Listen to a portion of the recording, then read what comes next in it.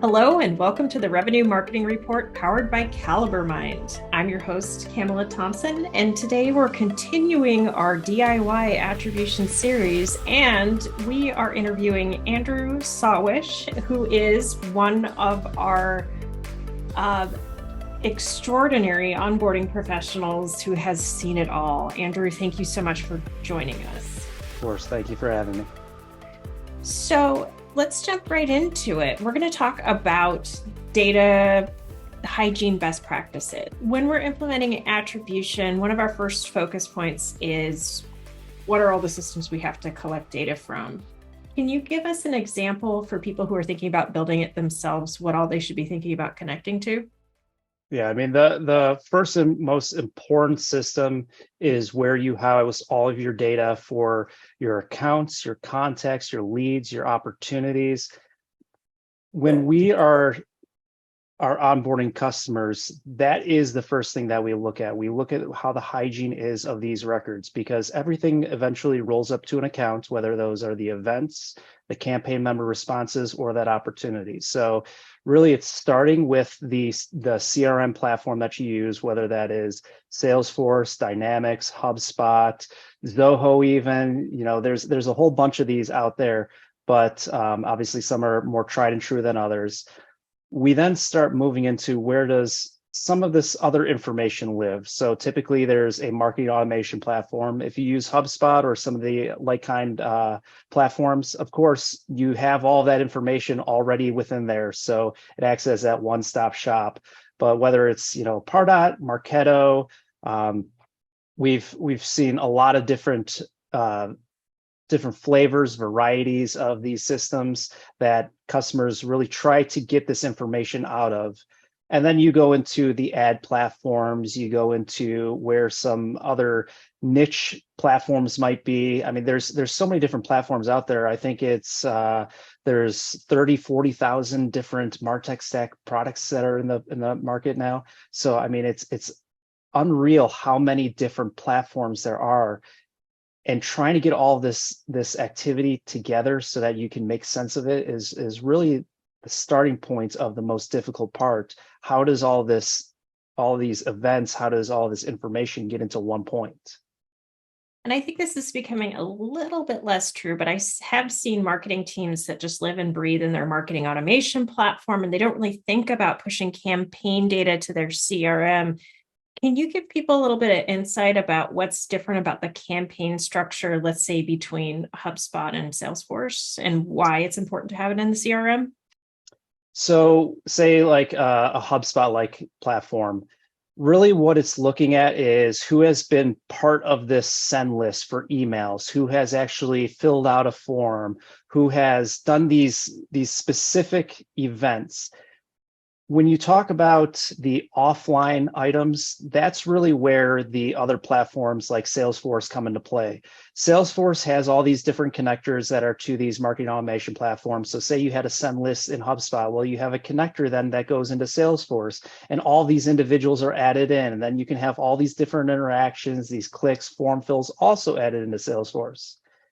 But within Salesforce, you also have the ability, and this is where it really becomes the best in class, all this offline data. You have all these events that you might have these individuals who came to your booth, who signed up for this webinar, who registered through these different portals that you might have. All this information can be collected into the source of truth, which is that CRM of Salesforce. Right. So trade shows, that's a fantastic example. Another thing I would raise is that some of the biggest marketing automation platforms on the market don't have an out-of-the-box company object.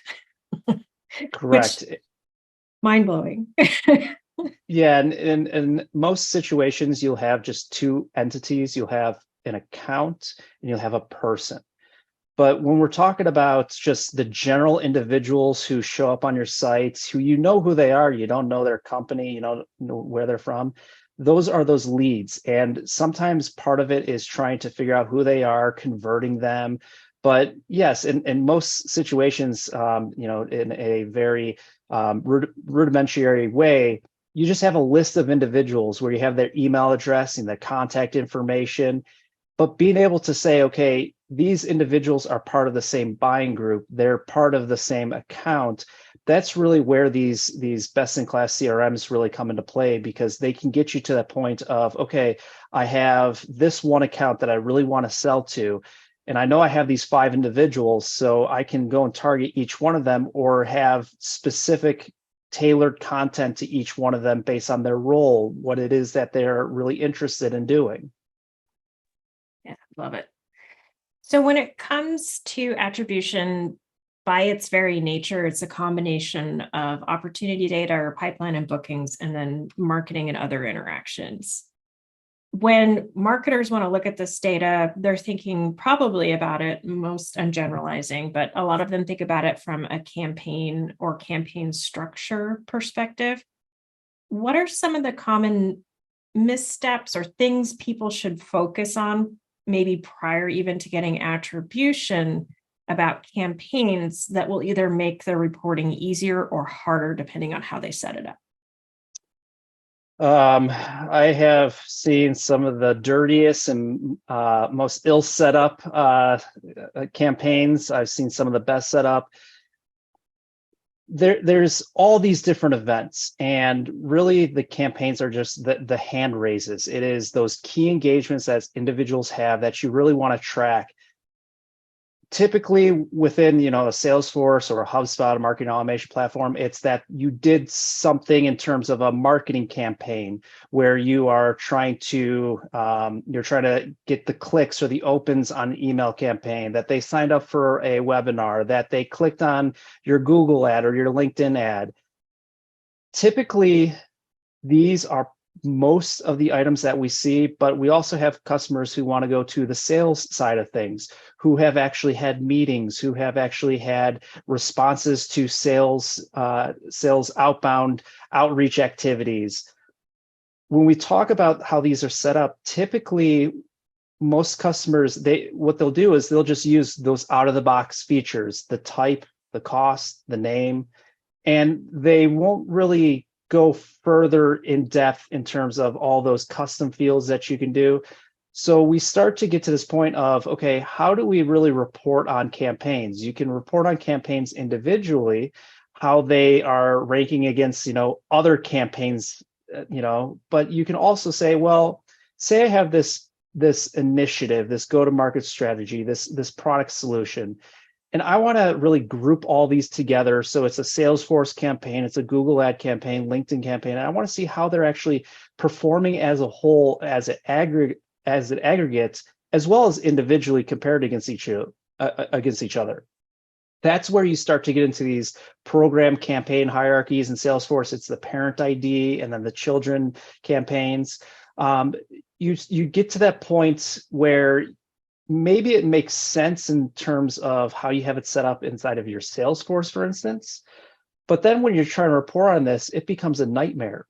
We get into these situations where we're going 5 levels deep, where that first level, it's just a bucket. It's just a shell where that parent is marketing activities. And then the next level is paid activities. And then the next level, and so on and so forth, until you finally get down to that last one, which is your actual initiative, that campaign itself. It makes it difficult to report on because you're trying to get to the point of, what did this individual campaign do? But I understand the reason for doing so, because some of these systems, if you want to report on them as an aggregate whole, how they've been performing, you have to keep bucketing and keep bucketing and so on and so forth.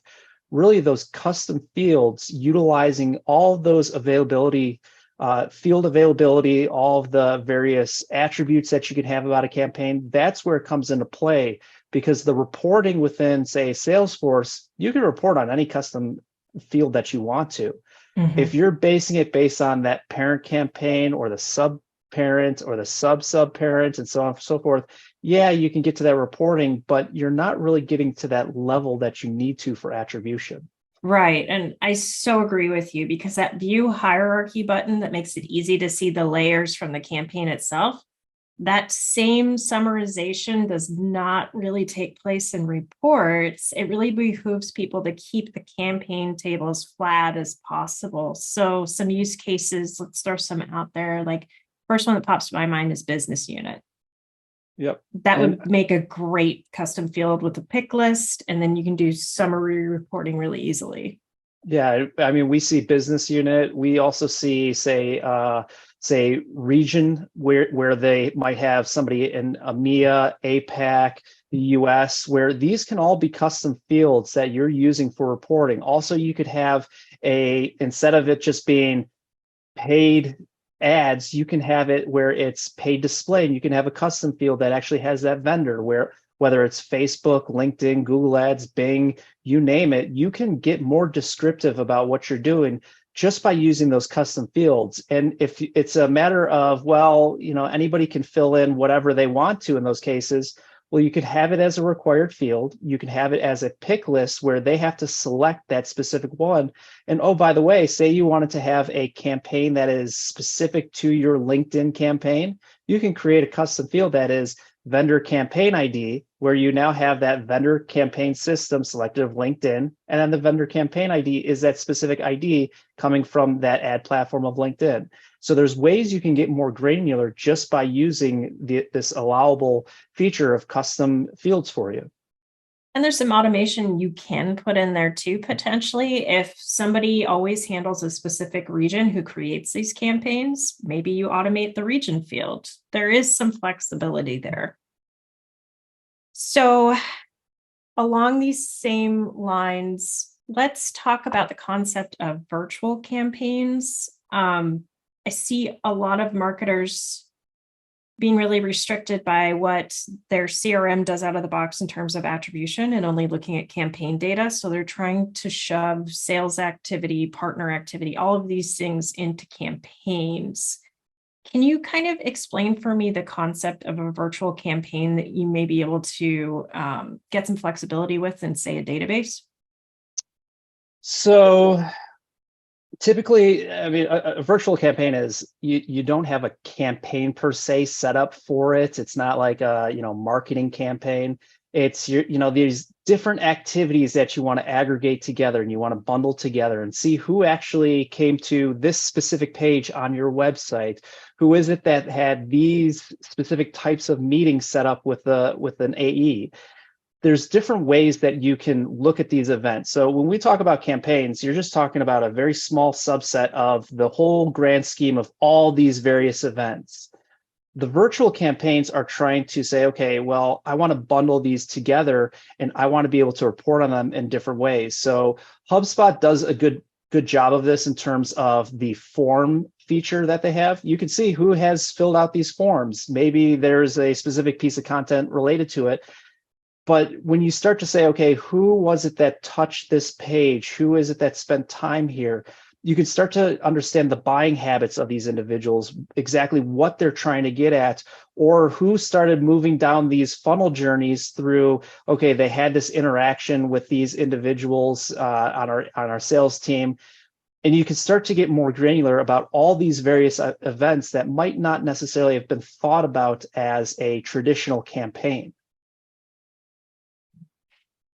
So let's talk a little bit further about campaign structure. I've seen people create a parent campaign for the brand interaction or the form fill, and then create a ton of child campaigns for the UTM parameters. I've also debated a lot with people about whether campaign type should really tie to channel or UTM parameters, or whether campaign type should represent what people are doing with the brand. I don't think there is a right answer depending on what you are trying to do, but what have you seen work and not work? So we have a number of customers where they also try to track those UTM parameters, and they really see those as the channels. What is it that's sourcing them? The medium, we've even seen the Google Click ID. That for the Google Click ID, that can actually be utilized in Google Analytics. So it is helpful to have that information. But you can create these custom fields. You can have it so that that campaign member, say inside of Salesforce, it has stamped on there that UTM source that was generated from that activity, or that UTM medium, that UTM campaign. And you can, again, use it in reporting inside of Salesforce. You can use that custom field to dissect the data however you want, but it provides you with the ability to say, okay, well, instead of us putting it up to a lead or a contact, we can see all these different sources, all these different mediums that one single individual had, or one group of individuals at an account had, and you can start to get more granular in terms of that data there. And I really like your point about not putting it at the leader contact level and pushing it down to the campaign member, because, hopefully this person's interacting with your brand a ton and they do a bunch of different stuff. So being able to parse out the UTMs by the campaign member that corresponds with it, as opposed to just overwriting it over and over on the lead object, that's really, really smart. Yeah, we've seen that from a number of customers where they have it on the leader contact. If you do that, what I'd recommend as that is that very first interaction that they had. That way you can see, okay, what is it that brought them in the door? But if you're just using it as we're going to continuously stamp the same field over and over and over, it really doesn't help you, because all it's providing you then is that last engagement that they had. What was it that they last did for me, instead of what actually have they done throughout time. Yes, you can have this as a track field and you can have the historical values in there, but when we're talking about these unique events, typically you're using UTM source, UTM medium, these kinds of things as campaign members. So really putting it on that campaign member and having it there, it allows you to see, okay, what are the campaigns they've interacted? What have been those sources, those mediums that has actually driven them to becoming this actual campaign member for this specific campaign? And you can look at it historically, how this has gone about for this individual. Where have they been coming from? Has it been consistently that it's been Google Ads? Are they a known customer and they've just been, well, I search for my company vendor's name and I just keep clicking their search ad, because that's the easiest way. It pops up number one on the screen. You can start to see this and start to say, okay, well, these might not actually have much influence on this opportunity that was just created. They're just using it as a bookmark, essentially. I really like that, because you're not restricting yourself with those parent campaigns to looking at one view or another. You can actually look at two dimensions. So if you want to look at your form fills and then analyze them by the UTM, let's say medium you have captured on your campaign members, you can totally do that. And you can get pretty granular. So what are some best practices regarding UTM parameters? I know this is one of our favorite topics. It really is. I mean, there's a standard, practice of what UTM parameters you should have. UTM source, medium, campaign. You can have term. When we start to get into the point of how do we know where they actually came from, we don't just want to know, say it's a Google ad campaign that was, this campaign name. You could have 5 campaigns that are named the same thing. You could have 5 derivatives of an ad that are named the same thing. What we really want to get to is, where did they come from? What is that campaign ID, the ad ID? Each ad platform has some of these unique keys related to your individual campaign. Some of them are hard to get to, say like in LinkedIn, say the campaign is the actual campaign group. And then when you want to get to that ad level, well, you have to create the ad to get to the ad level. So it makes it a little difficult, but some of these platforms, they have these dynamic track variables where anytime that this is served up to an individual, they click on this campaign, it automatically populates the creative ID, the keyword, the source, the medium, you name it, automatically for you. The best practice is to provide as much information for yourself in the future as you can today. When you're talking about today, well, I don't really use a campaign ID, I don't use an ad ID, I don't use these things. Well, you might want to later on. And if you don't start doing it now, you're not going to be able to get the information later, because that is at this very moment when that interaction occurs, that information is provided, it's served up. what I recommend is providing these globally across all these campaigns, all these ads, so that it's always populating it. Again, if you don't use it now, it's not to say you don't want to use it in the future. A great example of that, so many people want attribution to calculate ROI, but you have to have cost data somewhere in order to do that. And I know it's kind of a pain, but start doing it now. Don't wait. Yeah. So I think we've touched on some of the missteps that can really hurt reporting. We don't have too much time yet, so I did want to move to the CRM data issues. Do you want to touch on anything regarding campaigns before I make that transition? I mean, really, the best practices are, make sure that you're always having a type, you always have a cost associated, you always have the start dates. One of the biggest things is those responded members. So whenever you're inside of, say, Salesforce, there's that has responded checkbox, true or false, making sure that you're using it consistently. If it's a campaign type of XYZ and it's a member status of 1, 2, 3, every single campaign type that uses that member status should always have it as it is responded or not consistently.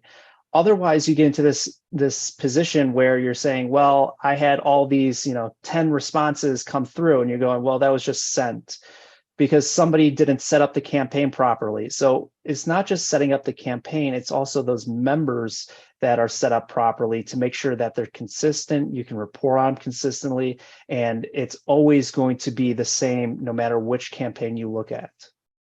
And I think people define responses a little differently, and that's okay. What I've always told my team is we want to keep the bar pretty high, and we want to keep it at the level where that person would reasonably expect a salesperson to follow up with them. So I'm not talking about visits, opens, or clicks. I'm talking about form fills, those sorts of things. Have you seen other best practices out there? I mean, one of the biggest things that we see as if you will, issues and concerns is when there's all these trade shows, these events where they receive this list of attendees, of people who visited the booth, who dropped off a business card at the booth. When they're then inputting the information days later, you say, okay, these were, at the exhibit, or they attended and actually showed up at the event. You start to get into, okay, well, what's more important, that they showed up to this trade show or that they actually visited our booth? It's not to say that you can't send them a follow-up and say, hey, thanks for visiting. But once we start to get down to, okay, when did this actually occur? You're inputting these a week later. And if you're not consistent, first off, not consistent with the way that you're inputting these, you might have these discrepancies of now there's these random statuses coming in. But also, and this is possibly most important, use a custom field for when that response actually occurred. Because once you mark them as responded, that first responded date, it's going to be whenever they are first marked as responded. But if it happened a week ago, you really want to say that, well, this actually started a week ago, so that you can see all these different interactions that they might have had beforehand and after, and then when the opportunity is created, when it's closed, and so on and so forth. I really like that pro tip because you're absolutely right. If you're a couple days late, the salesperson gets anxious and gets that opportunity in there. What you want them to do, there's no way to tie those things together in a sequential order. That's a great tip. So when it comes to any well-loved and well-used CRM, what are the data issues that are super, super common that people should think about when they're building out attribution? So, I mean, if you're trying to look at individuals in terms of the job level, the departments, the titles, those kinds of things, and you just have it so anybody can fill in any title that they want to, it really makes it hard for reporting purposes, because then somebody has to spend time grouping these together, saying, okay, if it looks like this title or has this phrase in it, then let's group them here.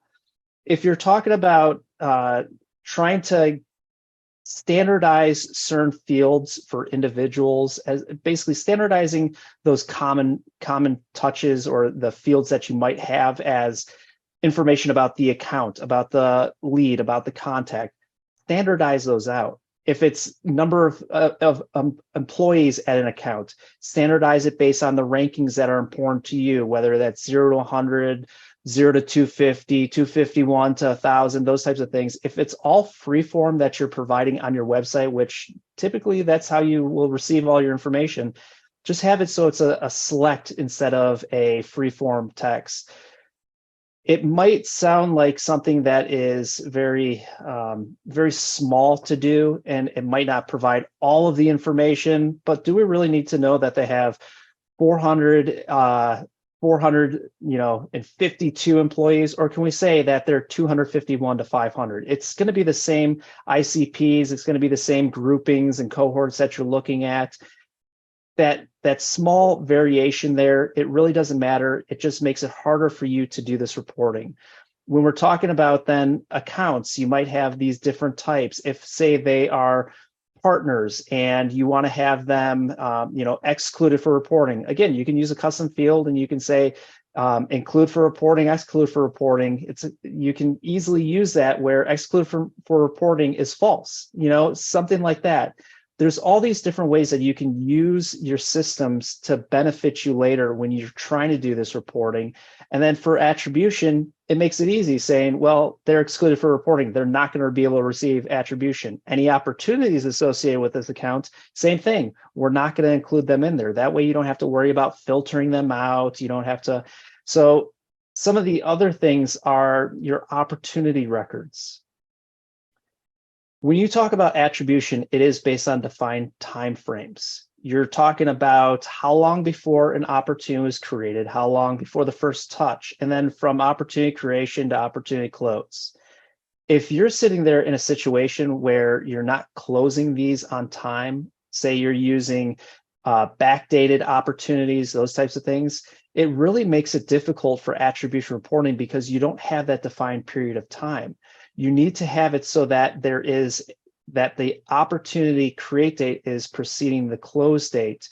Otherwise, what you have to do is you have to use that close date as the create date, or vice versa, and that's all you can do. So if it's even that you had a forecasted close date, say it was supposed to be July of this year, and today was when it actually closed, set that close date as today. If it's a matter of setting up automation to do that for you, when the close one occurs or close loss occurs, where it stamps that, do so.